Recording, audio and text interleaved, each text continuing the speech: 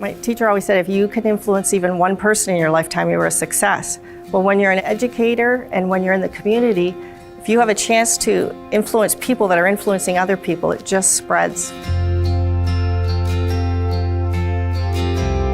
My mom was very encouraging to fight for rights. So one of the first rights that I fought for women were to be allowed to wear pants to school.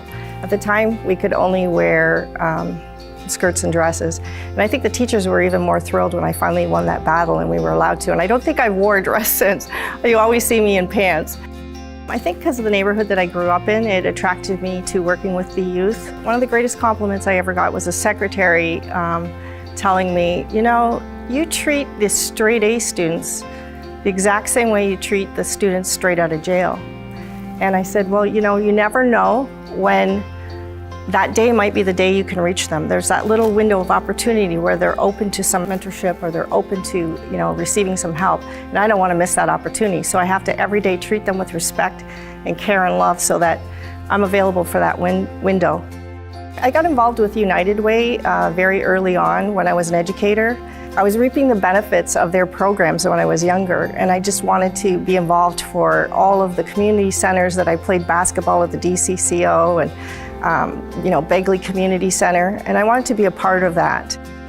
When I first met Sherry Lynn, I really seen how much she really cared about the students in her program, how important it was that not only the school community supported them, but also the broader community would also support them. I eventually joined the board, did 2 terms on the board. I was known as the education advocate and a child advocate, and I love that board. It's a very powerful board.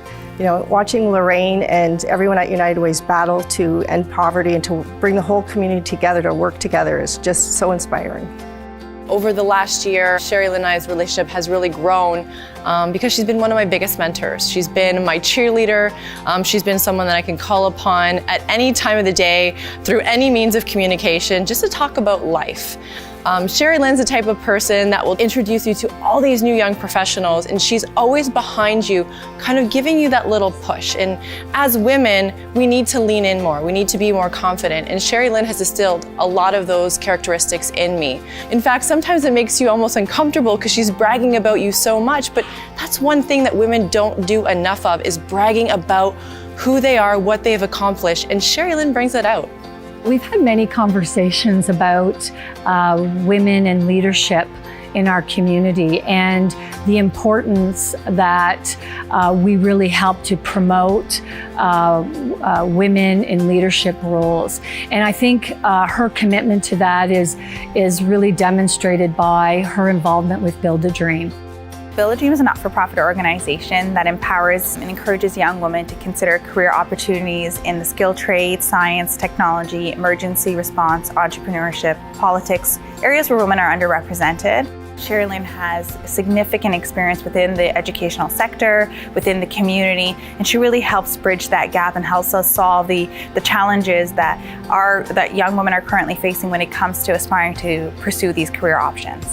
When I was a teacher, it was really tough getting parents and students to look at the trades. And now, of course, there's so much evolution and technology. This is really an opportunity for women to support their children, to have good paying jobs. So being involved in a movement that's spreading across Canada is just, wonderful. We need to encourage more women to get into STEM. And how do you do that? It's through mentorship. And that is exactly what Sherry Lynn is doing by her involvement in We Tech Alliance, with her involvement in Build a Dream. And when you look around and I see people like Noor that's doing a movement that's spreading across Canada, and Yvonne who's influencing the tech field and innovation, there's so many of them, male and females, that when you mentor them, you also get inspired and energized as well. But if you can influence them in any way or help them, it's like getting the help that I received when I was growing up.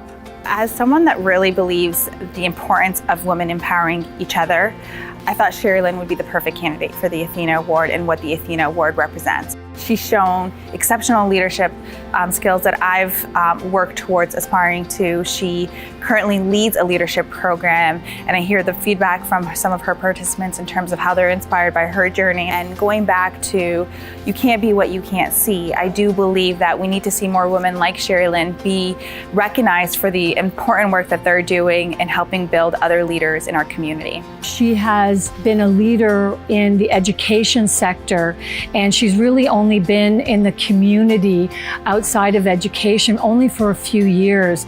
And in all honesty, she is involved in so many things, and she has really been able to position herself in the community as a real leader. And so I think that she is very well deserving of this recognition.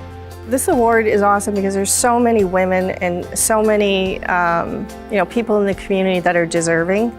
And you look at the people that have won it in the past, they're my idols, my heroes, and my friends. So for all those people that were my mentees or that mentored me, I share this award, and I'm honored to accept it on behalf of mentoring and leadership and community development.